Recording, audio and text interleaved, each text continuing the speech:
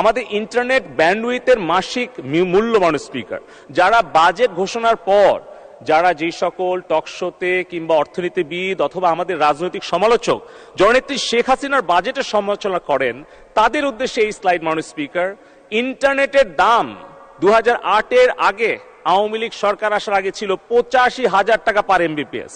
মাননীয় স্পিকার, এটা শুনলে আমাদের তরুণ প্রজন্ম হয়তো আকাশ থেকে পড়বে যে সেই 85,000 টাকা পার এমবিপিএস ব্যান্ডউইথের দাম জননেত্রী শেখ হাসিনা কমিয়ে এনেছেন মাত্র 60 টাকায় মাননীয় স্পিকার।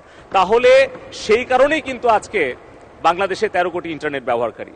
মাননীয় স্পিকার, আমাদের এই আধুনিক তথ্য প্রযুক্তি এবং টেলিযোগাযোগের ভিত্তি কিন্তু রচনা করে গেছেন জাতির পিতা বঙ্গবন্ধু শেখ মুজিবুর রহমান। এই স্লাইডে খেয়াল করবেন মাননীয় স্পিকার, 72 সালে ইউনিভার্সাল পোস্টাল ইউনিয়নের সদস্যপদ গ্রহণ করেন বঙ্গবন্ধু। 73-এ ইন্টারন্যাশনাল টেলিকমিউনিকেশন ইউনিয়নের সদস্যপদ গ্রহণ করেন বঙ্গবন্ধু। উনি 75 সালের 14ই জুন উনি বেতবুনিয়াতে আমাদের বাংলাদেশের মাটিতে প্রথম উপগ্রহ ভূকেন্দ্র স্থাপন করেন স্যাটেলাইটের। সেই স্বপ্ন পূরণ করেছেন বঙ্গবন্ধুর কন্যা জননেত্রী শেখ হাসিনা 2018 সালের 12ই মে আমাদের নিজস্ব স্যাটেলাইট বঙ্গবন্ধু 1 স্যাটেলাইট উৎক্ষেপণের মধ্য দিয়ে। মাননীয় স্পিকার, স্লাইডে দেখছেন আমাদের এখন সাবমেরিন কেবলের সক্ষমতা হচ্ছে 7,200 জিবিপিএস। এটা 15 বছর আগে সক্ষমতা ছিল মাত্র 5 জিবিপিএস। 5 জিবিপিএস থেকে 7,000 জিবিপিএস। এবং সবচেয়ে দুঃখজনক ব্যাপার, 92 সালে বিএনপি যখন ক্ষমতায় ছিল তখন খালেদা জিয়া বিনামূল্যে সাবমেরিন কেবল সংযোগ পাওয়ার সুযোগটা হাতছাড়া করেছিল শুধু জ্ঞানের অভিবে। উনি সেই সময় বলেছিলেন বাংলাদেশ নাকি সাবমেরিন কেবলে যুক্ত হলে বাংলাদেশের সব তথ্য পাচার হয়ে যাবে। হয়তো উনার ধারণা ছিল না যে কোনটা সাবমেরিন জাহাজ, কোনটা যুদ্ধ জাহাজ আর কোনটা সাবমেরিন কেবল। হয়তো তার জ্ঞানের অভাবের কারণে সেই সময় উনি সাবমেরিন কেবল নিতে চান নাই। মাননীয় স্পিকার, মাননীয় স্পিকার, এবারে মাননীয় 5 মিনিট সময় দিচ্ছি। ধন্যবাদ মাননীয় স্পিকার, ধন্যবাদ।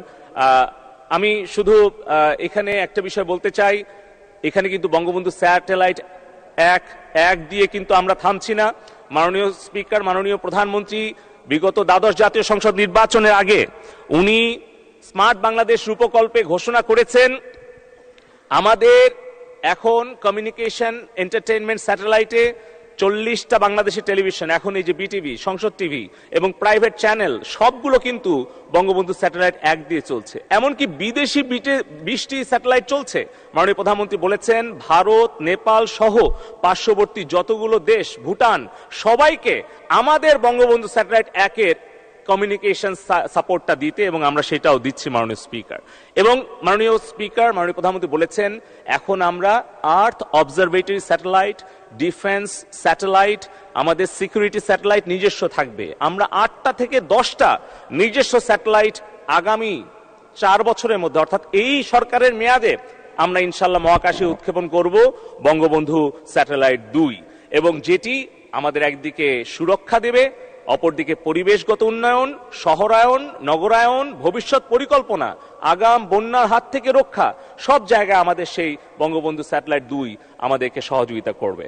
মাননীয় speaker, social obligation fund BTRC, যে বিটিআরসি থেকে 2000 সালে যেটি মাননীয় প্রধানমন্ত্রী জননেত্রী শেখ হাসিনা নিজে প্রতিষ্ঠিত করেছিলেন বঙ্গবন্ধুর কন্যা, সেই বাংলাদেশ টেলিকমিউনিকেশন রেগুলেটরি কমিশন আমাদের সরকারের রাজস্ব আয় দিয়েছে 2000 সালে জননেত্রী শেখ হাসিনার প্রতিষ্ঠিত বিটিআরসি 73,000 কোটি টাকা রাজস্ব দিয়েছে, যেটা আমাদের শিক্ষা, স্বাস্থ্য সব খাতে হচ্ছে।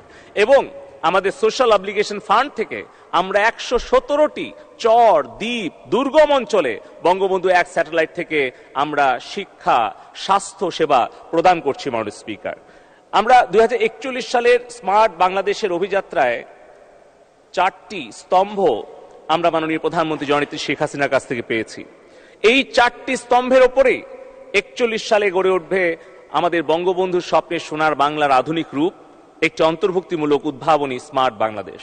আমাদের স্মার্ট নাগরিকরা শুধুমাত্র উচ্চশিক্ষিতই হবে না, শুধুমাত্র আর্থিকভাবে সচ্ছলই হবে না, তারা হবে প্রগতিশীল, তারা হবে অসাম্প্রদায়িক, তারা হবে সৃজনশীল, উদ্ভাবনী, দেশপ্রেমিক, মুক্তিযুদ্ধের চেতনায় উদ্বুদ্ধ, যারা নারী পুরুষের বিভেদ করবে না, যারা ধনী দরিদ্রে বৈষম্য করবে না, সেই রকম সমস্যা সমাধানকারী উদার মানসিকতা নিয়েই গড়ে তুলতে চান মাননীয় প্রধানমন্ত্রী শেখ হাসিনা একটি স্মার্ট প্রজন্ম।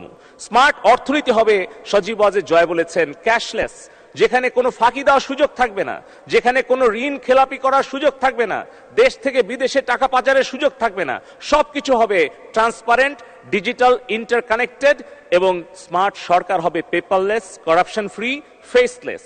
সরকারের কাছে সেবা চাওয়ার জন্য অফিসে যেতে হবে না, সরকারের সকল সেবা থাকবে আমাদের স্মার্টফোনে, স্মার্ট সরকার ব্যবস্থায়। সেটি হচ্ছে বঙ্গবন্ধুর কন্যা জননেত্রী শেখ হাসিনা স্মার্ট সরকার।